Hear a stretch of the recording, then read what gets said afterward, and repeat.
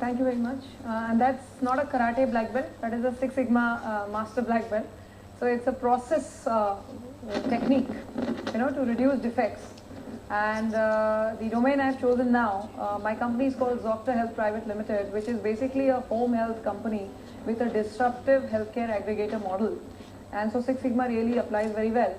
And again, the question that is often asked, since I'm in the company of a lot of esteemed doctors, is that why the name Zoctr? So we have a cheesy answer to that. We want to work with Zabardast doctors such as yourself, hence the name Zoctr. And of course it rhymes with doctor, so Zoctr doctor, right? Now coming straight to the point, I believe that there are two challenges that we as a company are trying to address. Firstly, there has been a lot of advancement in diagnostics, in treatment protocols, in-house, in-hospital patient management. But I believe that one area which has been neglected and which still needs a solution is the aftercare. So once a patient gets discharged, are there structured, standardized protocols for taking care of the patient? Are there resources with specialized skills? So I'll give an example which is very personal. So my father had a surgery, a spinal surgery in one of the hospitals in Delhi. And as it happens, he developed a CSF leak. And he was having terrible headache, and at the age of 80, it would have probably led to a hematoma. So when he was discharged, the hospital, absolved itself of all responsibility, and the treating consultant said this cannot be a side effect of the surgery, with the result that we had to refer to another doctor, go for a second emergency surgery, and then of course the problem got resolved. So the point I'm making is that there is a gap in the aftercare and continuity of care post-acute situation, post-discharge situation. So that is the first issue. The second issue is of pure economics.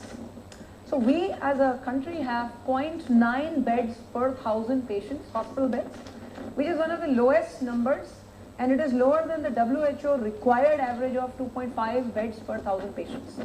So as we see it, the biggest challenge will be, the devil will be the real estate.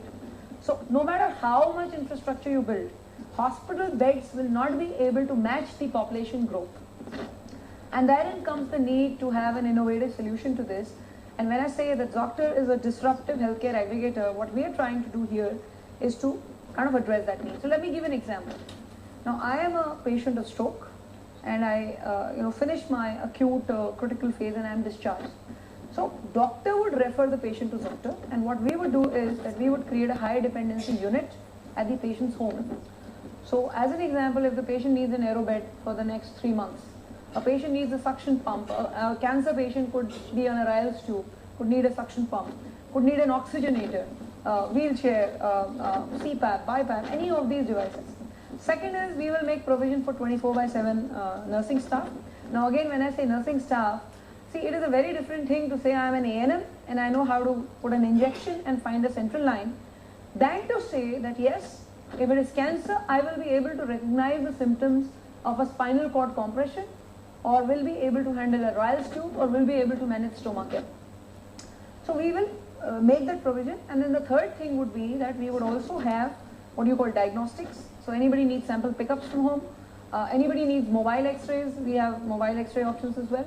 And then of course any pharmacy delivery. So aggregating the entire set of services. Now this is the core proposition. Now how does it work in practice?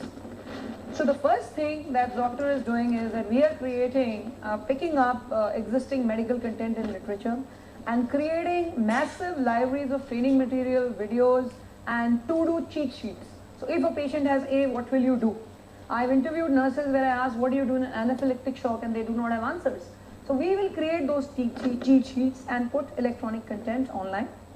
And all of this content will be used to train thousands of doctors, paramedics, nurses across India to know how to manage a patient care situation, whether it is daily patient monitoring, vitals monitoring, or its emergency response system. Now, what happens on the platform is that when the patient goes onto an online www.zoctr.com, he would be able to say, I need a nursing service, I need a doctor, I need a physiotherapist, I need a bed, and would be able to press go and order that service.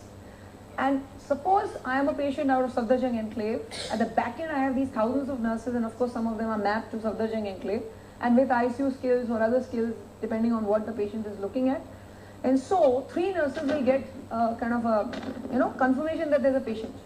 So they will say I am available, so nurse 1 is available, nurse 2 is available, the nurse 3 is a backup, and then they will communicate with the patient and they'll be available at the patient's home, and the patient will sign the contract and move forward. Similarly, the patient says I need a bed, so my back-end vendor on the website or the mobile app is, let's say, a Janak Healthcare.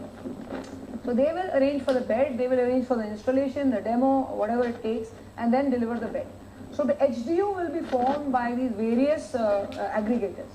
Now once the HDU is set up at the patient's home, what is the next step?